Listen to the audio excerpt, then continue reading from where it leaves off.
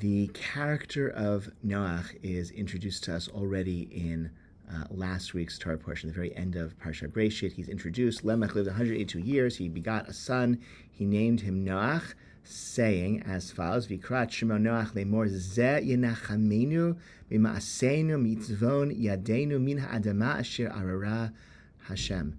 Okay, this one will provide us relief from our work and from the toil of our hands out of the very soil which God placed under a curse. So that's, Midrashim say that maybe Noach invented the plow, okay, made it easier to farm, or the curse from the sin of the Eitz Hadat had led the earth to just bring forth just thorns and thistles, but somehow in the time of Noach, farming became more productive. Maybe not through the plow, maybe just through some divine shift and divine grace. So Noach, Nechama, it's Yinachamenu, it's some comfort, some relief, and life got better with Noach. So and that was there in his name. Somehow his father saw that potential when he was born, and he named him, the one who's going to, provide us relief. So there was tremendous optimism, tremendous promise in his birth. And then in this week's parsha, Noach ish tzaddik tamim haya b'dartav. Noach was a tzaddik. He was a tzaddik tamim. He was a righteous man, and he was blameless throughout his generation. Okay, really, really tremendous potential with Noach, and he lives up to that potential to a great degree. He saves the world. He saves animal life, and we all are his descendants.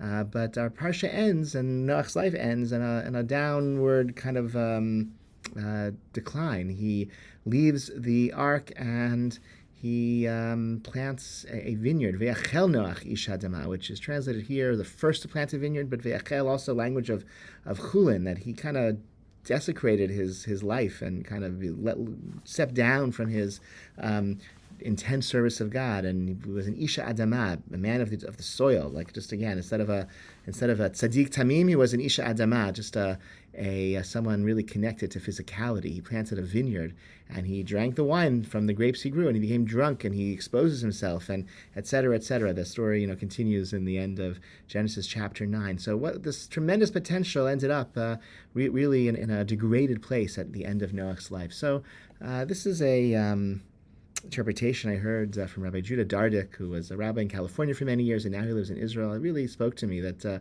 sometimes when there is parental investment of tremendous,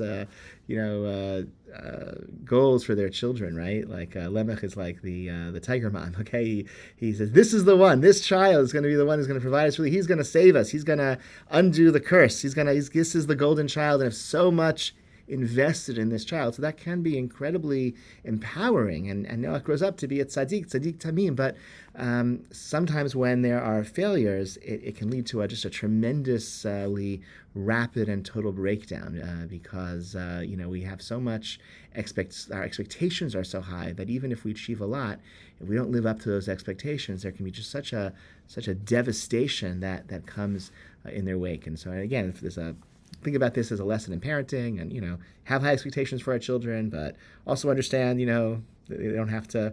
No one's perfect, and certainly not us. And in terms of our own living up to our parents' expectations of us, and not our children, and the expectations that we have for them, et cetera, et cetera. But also, I'm thinking as well in the context of this week and what's happened in Israel, and it's there was so much hope invested in Medinat Yisrael that it was going to solve the problem of anti-Semitism. It was going to make sure that Jewish lives were safe and could protect us.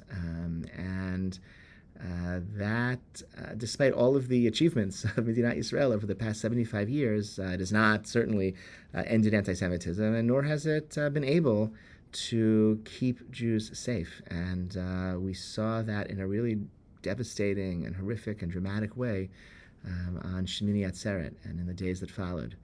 And we're still reeling under that shock, right, at how vicious and enduring and widespread, just inexcusable anti-Semitism is around the world, as we've seen, and also just how vulnerable Jews are even in Israel, right, that Israel has not been able to guarantee their safety, that there is no guarantee of safety, actually. And so the risk is that when we see a failure to live up to really, really high expectations, to not then cycle down and decline into a cycle of despondency and depression and giving up as maybe happened to Noach, but take pride in what we have accomplished and move forward trying to accomplish even more. Right? That's what great people do. That's what resiliency is about. It's about you stumble and you get back up. You stumble, you get back up, and you have really high expectations, and you achieve some of them. Maybe you don't achieve all of them, but you always keep trying to do as much as you can. You don't let the setbacks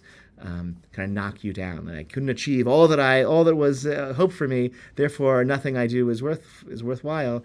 That's a really dangerous way to think, and perhaps Noach fell into that trap, and we should avoid that trap as well. We're looking forward to spending Shabbat with many of you who are watching, and it's always a great source of comfort to me, as well as strength to me, when good people come together in large numbers at the shul to daven together and to support one another. Okay, wishing you a Shabbat Shalom.